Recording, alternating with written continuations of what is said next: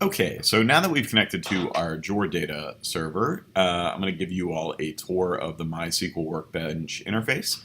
This is a program that you will be using quite a bit over the next several weeks, as it will be the main tool that we're using to write queries to work with relational databases and do our analysis.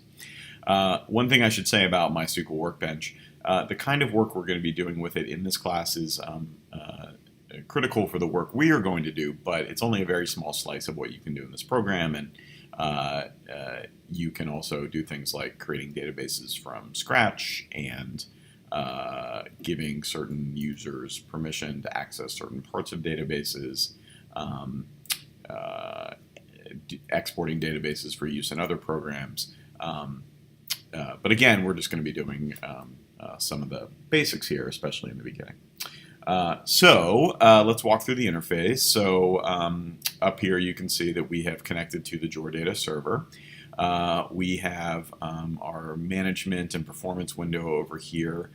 You're free to look at these. For the most part, we're not going to be using any of this in this course. On the left side, you can see a list of the databases that we have connected to.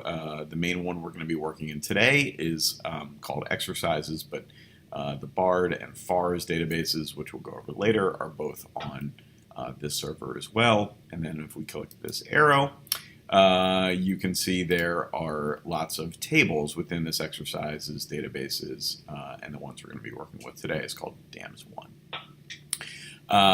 So over here we've got our query window. This is basically a text editor where we are going to be writing queries that interact with these databases.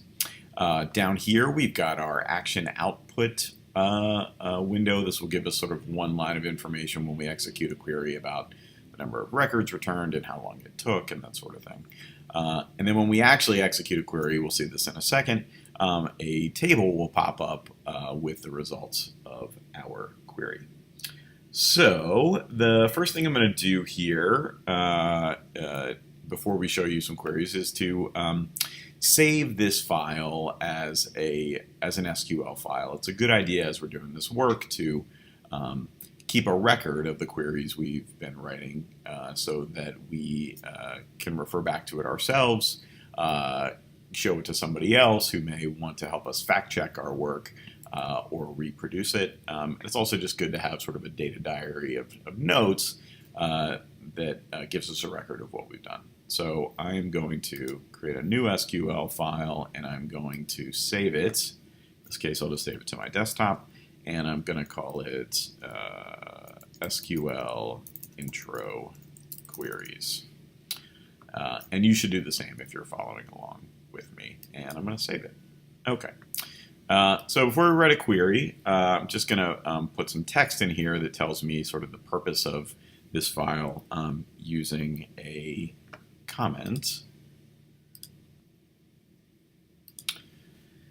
And there are multiple ways to do comments, but comments are essentially just notes that we can leave that don't actually execute as part of the query. So here's one way, /**.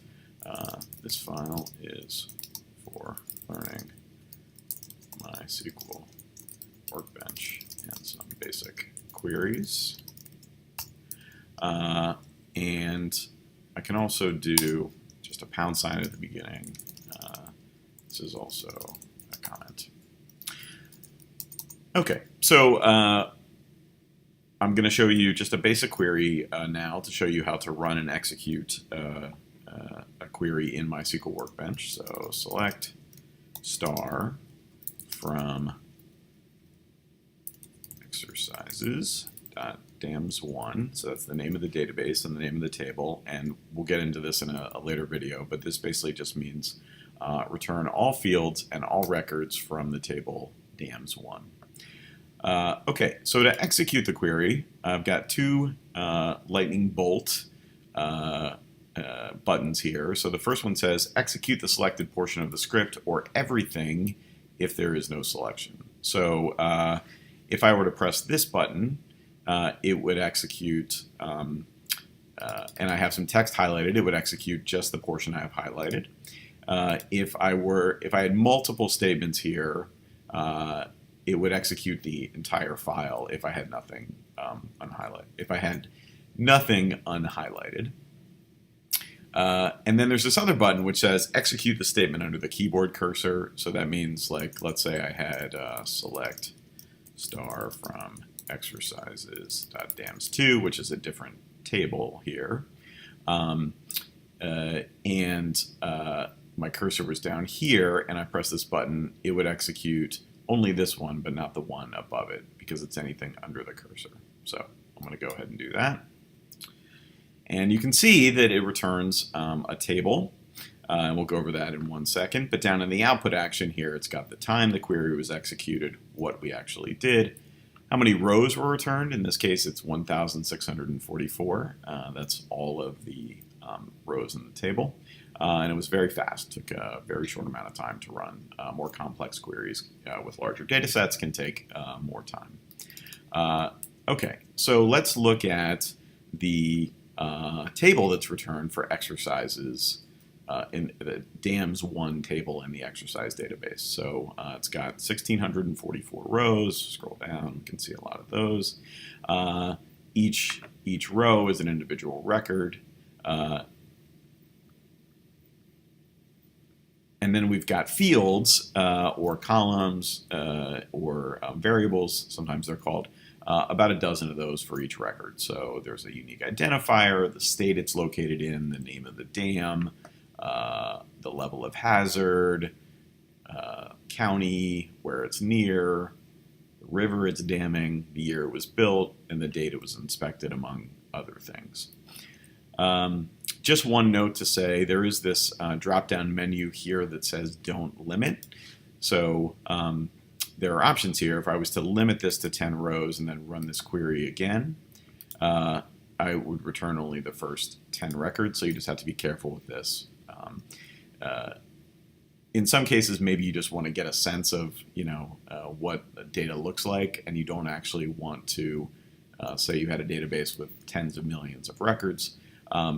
It would take a long time to run, and you may actually not want to do that, so that's a reason for limiting. We can also export this data easily for use in other programs if that's your preference. If we click this export button, we have the option of exporting the data in several different formats, as an Excel spreadsheet, as a CSV. In this case, I'm just going to export this and save it to my desktop. So 10 dams.csv, and save that. And then the last thing I want to get to before we get to some queries is the information browser, which can give us some very basic information about, at a high level, of the tables in our database or the database as a whole. So I'm just going to hover over DAMS1 and click on the I button here. And this will tell us, this menu here gives us a bunch of different options for learning some basic things about the database. So it tells us how many columns there are, how many tables, how many rows there are in the table, when it was made. This columns field is particularly useful. This will give us sort of an overview of every single column name with the data type. So data can be stored in different manners depending on the type of data. So varchar is a way of storing strings or things that may combine both numbers and texts, or sometimes they can be just numbers or just text. Double is a form of a number. Datetime is a very specific format for working with dates and times, as you may suggest. In the parenthesis here, after varchar, it tells you how long that field is, how much space there is for data stored there. So this particular field is 7 characters long, this is 2 characters long, and this is 65, and so on. And all this other stuff we'll go over at a later date.